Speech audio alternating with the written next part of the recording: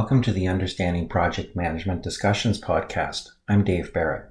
My guest today is Syed Aman. Syed has a diverse background in areas such as program and project management, strategic planning, and production operations management. His experience includes the avionics, healthcare, and technology industries, and he holds his project management professional and Lean Six Sigma Black Belt professional designations. He is also an associate professor of project management at Conestoga College. Our topic today is one of the more technical areas of project management, earned value management. Through our discussion, Syed highlights the advantages of using this methodology, the prerequisites needed to implement it in an organization, and the types of projects where it may be used effectively. Please welcome Syed Aman.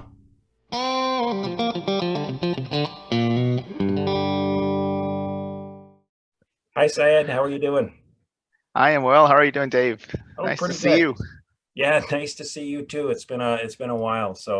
Um, so our topic for today is, I was thinking a couple of weeks ago about earned value management, and sometimes it's a key topic. It's a really robust topic of project management, but not everyone does it.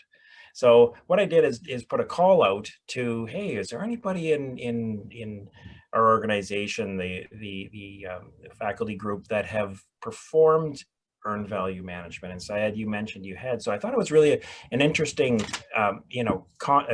topic for us to talk about. Well, how do you use it? It's fairly technical, it's fairly exacting, and so on. So I wanted to get kind of a real life view of that. So anyways, that's our topic for today. So with that, I just want to throw it over to you and just sort of say, can you first of all sort of give us sort of a general lay of the land of, how have you kind of generally used it, and,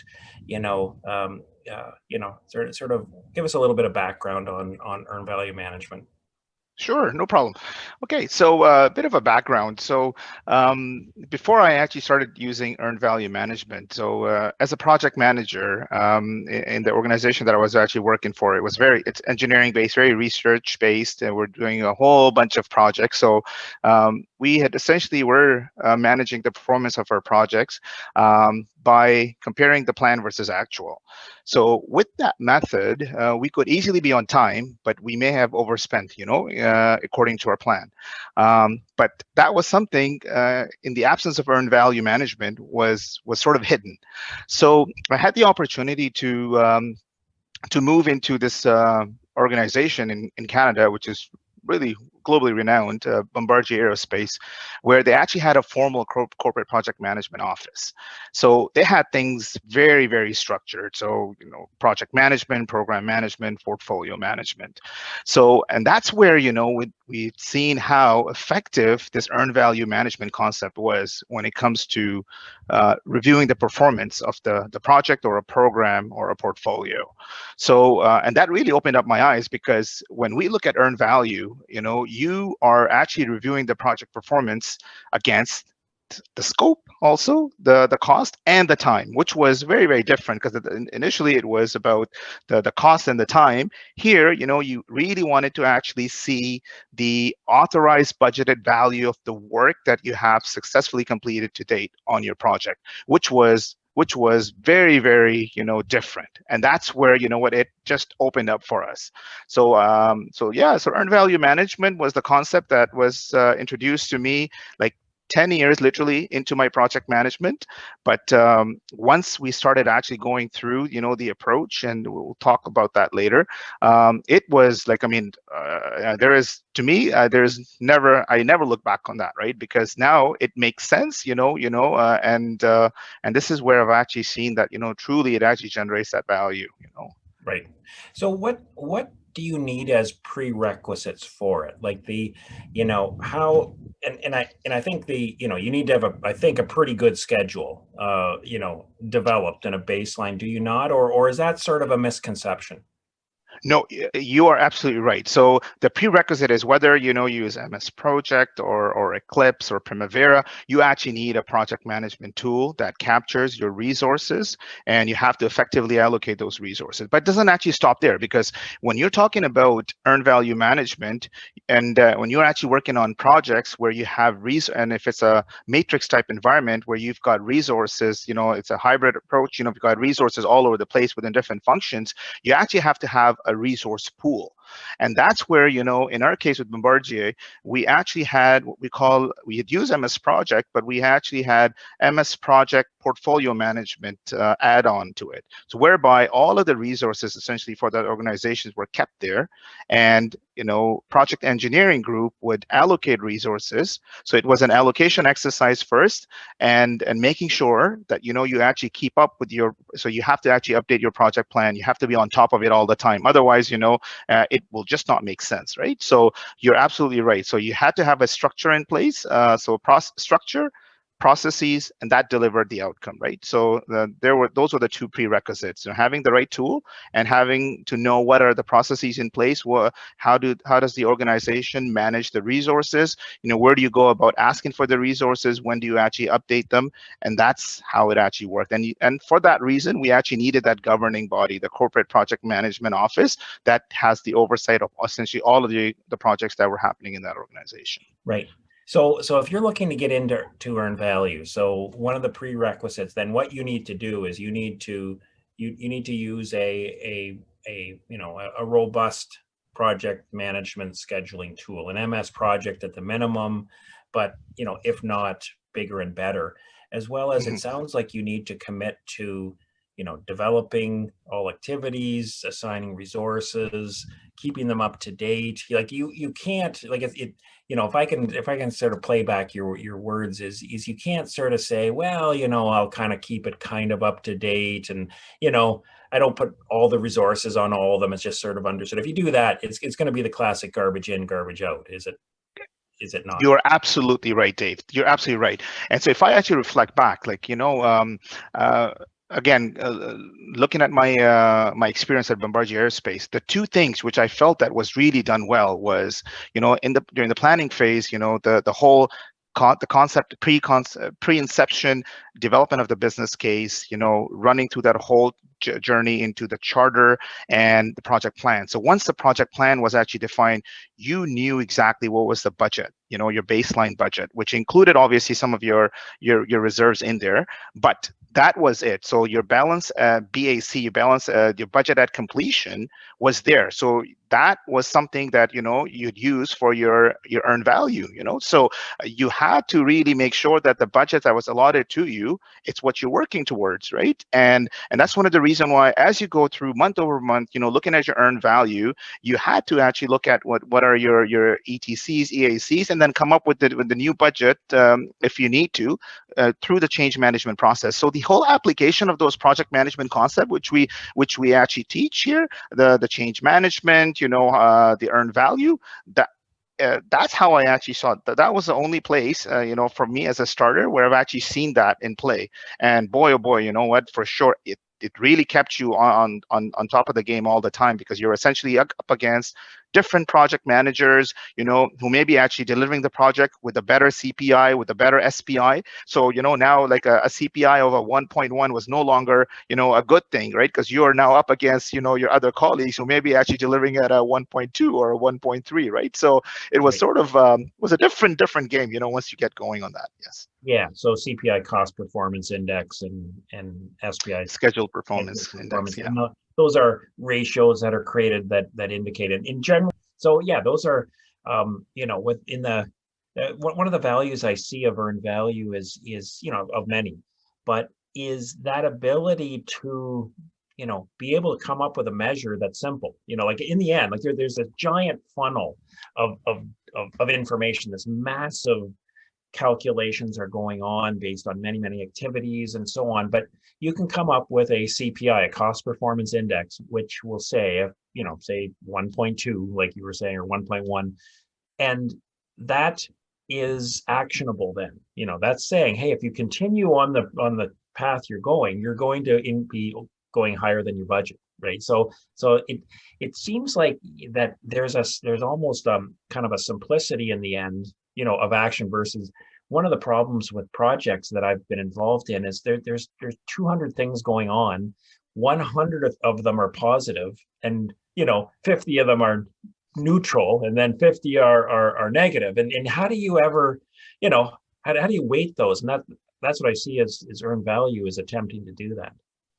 Yeah, absolutely. Because it really because those the concept of earned value and the different measures that we actually have within it really highlight or keep a close pulse on things that you need to actually really monitor. And once we're actually doing it consistently across different projects, it becomes very, very easy to look at what are the things that you need to monitor, to escalate, or to perhaps add on to your risk register, and perform your qualitative, quantitative analysis. And like you said, coming up with the plans thereafter, whether preventative plans or corrective action plans. So that's the beauty. Like, I mean, it actually gives you, it's a mechanism that really helps you really look at those things, So like I said, in the absence of that, we were managing projects, in other organizations, and we felt that we were actually doing good.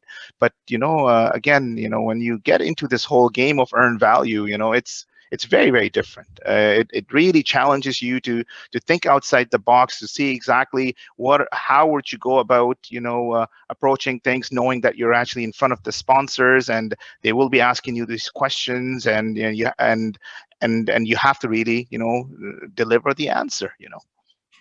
How big do you think you need? Like the organization you're describing, builds, jet airplanes amongst other things, I believe. But from what I know of the organization, they build big things, right? So big budgets, massive, the downside risk of that is it's got to be enormous. So, the investment in a fairly complex, undertaking like earned value seems to be to make sense. But do you think there's a point where if you go a smaller, simpler project, could you get to the point where you say, you know what, it's too much overhead for a small, like, is there some break even point that you sense on this, or is it sort of, what, ultimately any project could use it if you wanted? Yeah, no, I think that's a fair point. I think we need to really look at the whole concept of the EEF and OPAs, the enterprise environmental factors, the culture of the organization, because earned value actually requires a discipline, right? So when we're talking about earned value management and being able to really report onto it and actioning it, you need to be able to really have other functions completely aligned. So in our case, if you talk about earned value, finance have to be completely aligned with what they have actually budgeted for that, and holding you accountable month over month through the project sponsor, to deliver it, and if we can't, then, we go through a change management process to get more budget, or otherwise, look at, maybe reducing the cost somewhere else. So yes, for the smaller projects and whatnot, again, looking at the culture of the organization and the processes that they actually have, they may choose not to actually go, because again, it does actually require a fair bit of work, either a project manager himself, or having the administrators or expediters to actually support. So some organization may not be able to really afford that sort of overhead, right? So it's you have to really weigh out whether it is going to really deliver the value that you want to actually get out of that, right? So, but with the organization of our type, because we were, again, building jets, so I was primarily responsible for avionics suite, but we had colleagues who were responsible for the structure. Some were actually responsible for the power plant, which were the engines, right? So everybody was after that money, because we were working on a corporate jets, and those corporate jets were actually owned by excuse me, those millionaires and billionaires, and those were their toys, right? So they wanted all different bells and whistles.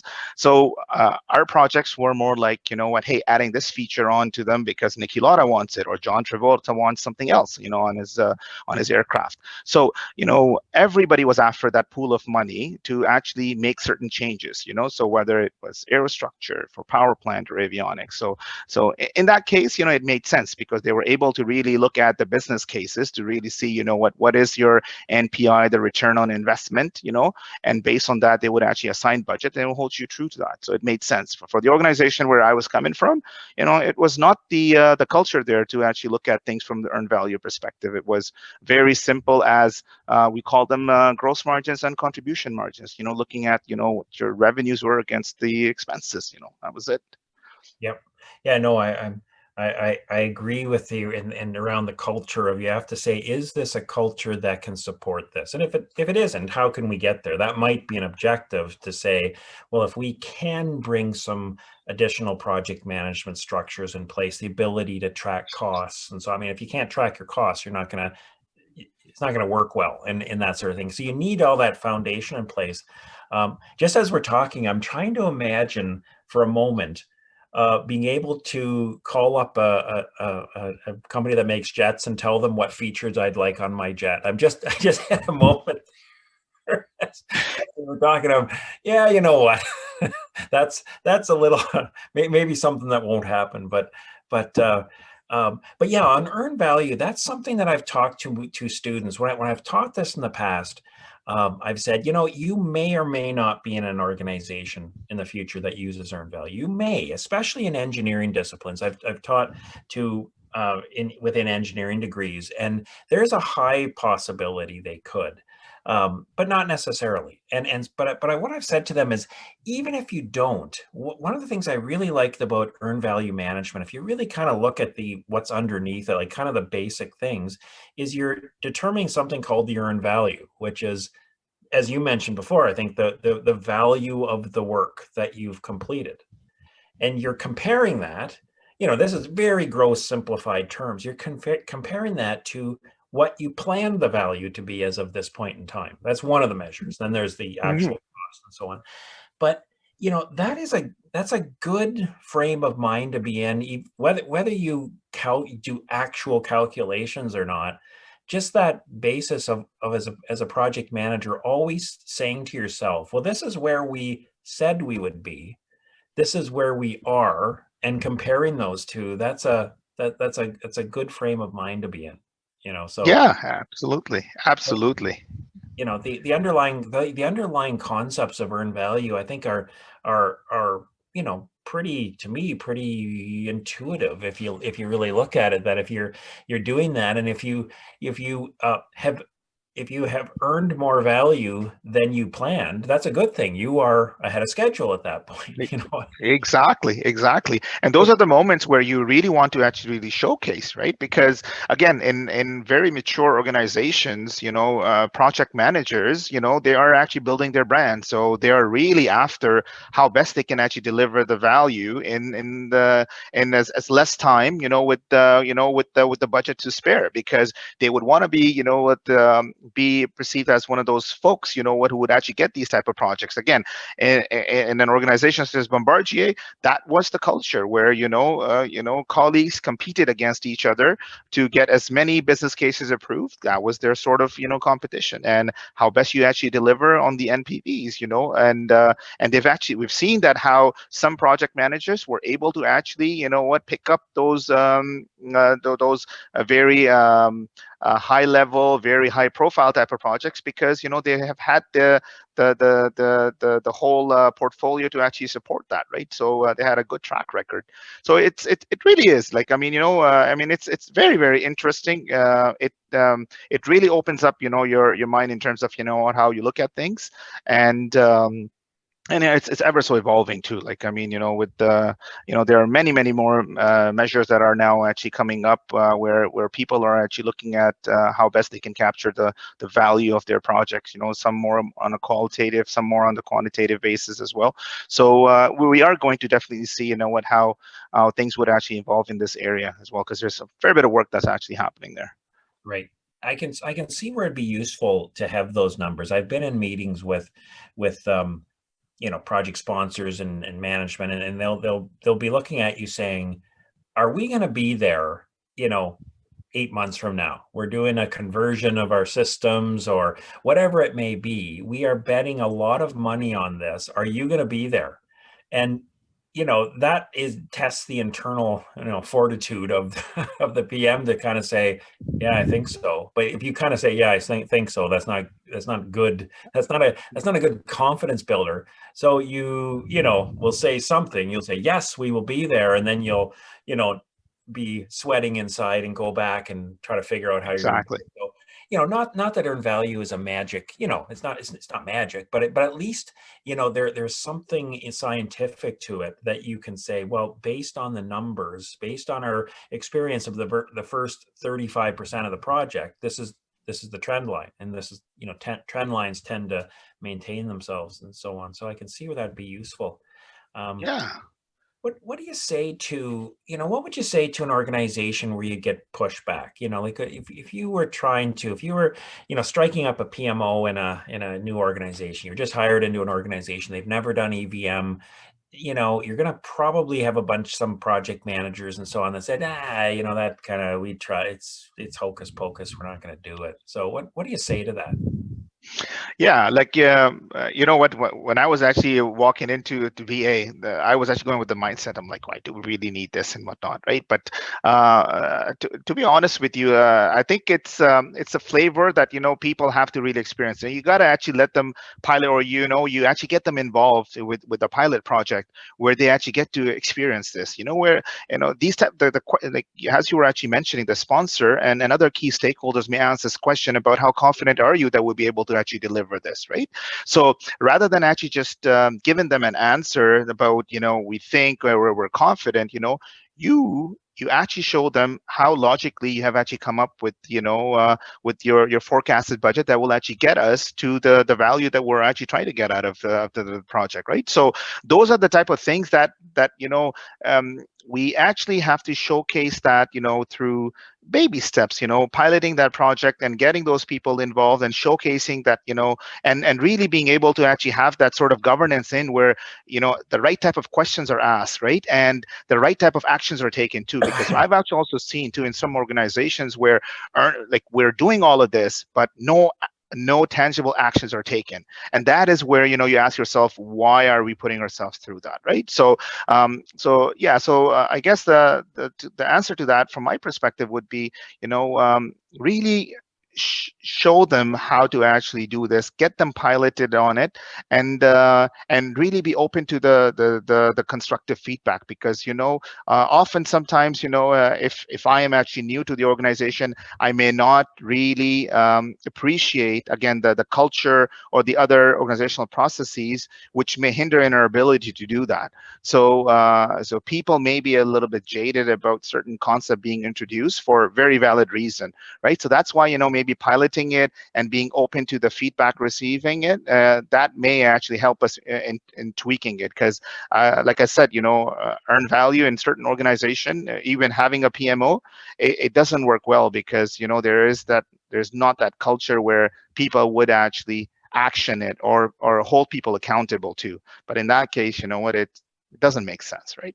Yeah. How does it coexist with, the lots of excitement, lots of interest in agile methodologies and so on? How does earned value management, coexist with that environment? Or is it something where we, it's reserved for those applications, like building a jet, for instance, which is, likely a fair bit of waterfall is being used. There's probably Yeah. agile aspects of the software development of the, so I think there's probably interfaces, but I would think that the process, I've never been on a project to build a jet, but I would think that there's a fair bit of that. It's a fairly deterministic schedule that is put in place. So how does agile and EVM coexist in the world? Yeah, actually, that's a great question. In fact, just before I had actually left the organization, because as I mentioned, that I was actually looking after the avionics, and avionics is aviation electronics. So it actually had hardware, but it also actually had a lot of software. So the flight management system actually ran on the entire software. So we were actually developing a software, and that software had to actually undergo red labels, so, and then, a full software simulation through platforms, and then the flight test vehicle, and so on and so forth. So that was a pure software development agile project too. So when it comes to the flight management system, so there we have actually seen it. So we actually had a very good scrum. So we would actually have our sprints, and we would actually have different activities that would actually undergo the sprints. But at the same time, our project engineering group would monitor the costs associated to it. So when it comes to earned value, it was no different. Each work package actually had resources assigned to it, whether it was through a waterfall, and in this case it was more of a sprint, right? So you have the cost and you have the resources that are assigned to it, and you really monitor it exactly as the same way that you were actually monitoring the other costs. But the only difference was that you were actually using a very different tool for that, right? So MS Project wasn't the one that we were actually using in that case, but that whole concept of earned value still existed in that project of ours, and that was the software development. So to answer your question, yes, so Agile project management does use earned value, and we've seen that happen. And the approach in our case was no different. I'm sure they've actually evolved since then, and this is back in 2015, so it's been a while, so things have been evolving. But yeah. Right. Is there any instances where you could say, either, thank goodness we had earned value that really saved us on this one, or is there any where you say, oh, it didn't it, even it couldn't see something coming? Is there any sort of success stories or not so much that you can draw upon? Yeah, I would say not so much, right? Because in our case, with the software, the flight management system software, because Bombardier Aerospace, so undergoing through different sprints, not delivering to expectations, still having a lot of bugs and whatnot. So there was a fair bit of rework and whatnot. So earned value actually really helped us a lot, because we could easily showcase that our budget at completion was as such, or we're not actually generating the value from what we have actually contribute in terms of the effort, right? So we actually needed more money. How much do we actually need?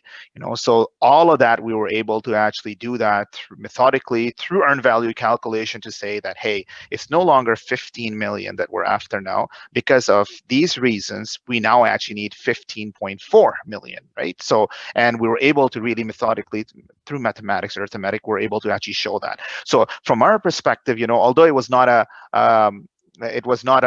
success story, but it is a very good example of lessons learned, as well as a very good experience that when things don't go as planned, you're able to really rationalize that, not only by why things didn't work, but also in order for us to actually really fix this is what exactly we're going to need. So those earned value calculations, those coming up with the new ETC, and then the VAC, the variance at completion, that really actually helped us, in getting the right type of budgets, afterwards from the sponsor. Yeah, I can see where that would be, because I'm just imagining, the discussions, and it actually gave something to talk about other than, this team isn't doing its job and this person, it depersonalizes it somewhat, and I mean, there may be performance issues and so on that would be separate from this, but sometimes, issues can get derailed, when we start getting into, well, we're trying our best here and we're working hard, and you get into all kinds of personal, you're attacking, people feel attacked and so on. And then, there's a retraction then from solving the problem versus, and not that this makes it all go away, but I can see where if you have your, budget at completion, or your estimated time to completion, and it's saying, this is what the numbers are telling us, it diverts it away from, that it sort of makes it a sort of a third party that we can review that, and therefore make the appropriate decisions. To me, there seems to be a goodness in that. So yeah, absolutely. So just sort of in kind of review, if I was, let's say I was running a I had my PMO, I was the head of PMO, I really wanted to bring in earned value. What would you say the three, what what would you say would be a couple, 2 or 3 things that I should really focus on in my org? Like, what should I do to get it up and running? I want to do this, but I don't know where to start. What would you say Yeah, are exactly. key? Yeah, and yeah, so that's fair. So I think the first and foremost, because this actually requires a structure to have in place, right? So in order for us to actually put a structure, I think it's project management 101. So understanding your key stakeholders in this case and getting their buy-in. And in this case, what you actually need a buy-in from all those folks. Your finance folks. Who are going to be actually helping us giving that budget to all of your senior leadership team to be able to really sit and understand earned value and whatnot. And obviously with the structure and the governance that you would actually put in place, you have to really define the processes, right? So those are the two important things. Once we actually have a structure and processes in place, then actually having the right type of competent people to be able to really showcase how effective the earned value management is. That's what actually generate the outcome in my fair opinion. And I'm actually saying it from my experience as well. So when I'd actually left Bombardier, I've actually left it for a healthcare institution where I was actually hired to establish a corporate PMO. And one of the most challenging thing was the enterprise resource allocation piece, right? So in order for us to really do that well, because we know that earned value actually challenges you or forces you to effectively allocate resources to the assigned task so that you can really capture the cost. We needed to actually put together those structures. And where I actually started at Hamilton Health Sciences, it was that, really, having a conversation with all of our C-suites, our CEO, COO, and CFO, and telling them, what, we need you onto this. We need to put together a structure. You've actually hired a leader to actually deliver you a corporate project management office. We want your buy-in. We want these processes in place, and then start hiring the competent people and showcase the value of earned value management, right? So yeah. Yeah, it's always amazing. It comes down to you need the people and so on. You need the processes. You got to have all that done. But if you don't have top management support for this, it's just going to fall apart. Like Absolutely. if top Absolutely. management says this is important, we want this information. We think it's important. Then that's there. So good. Yeah, really good idea. I think to start with that for sure. So. Last question, would you say MS Project is a decent tool for it? If I've learned MS Project, I haven't got into the other more advanced ones. Would you say that is at least a useful tool for if I wanted to base on it?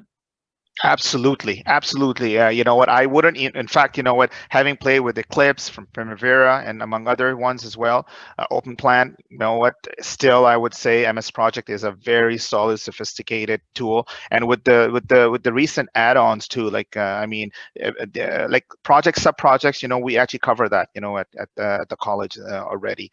But once we actually looking at shared workbooks, shared resources, and the ability to really extract that information and look at things at a program and portfolio level, you can do all of that through MS Project and the add-on. So I would strongly support and advocate for MS Project, 100%.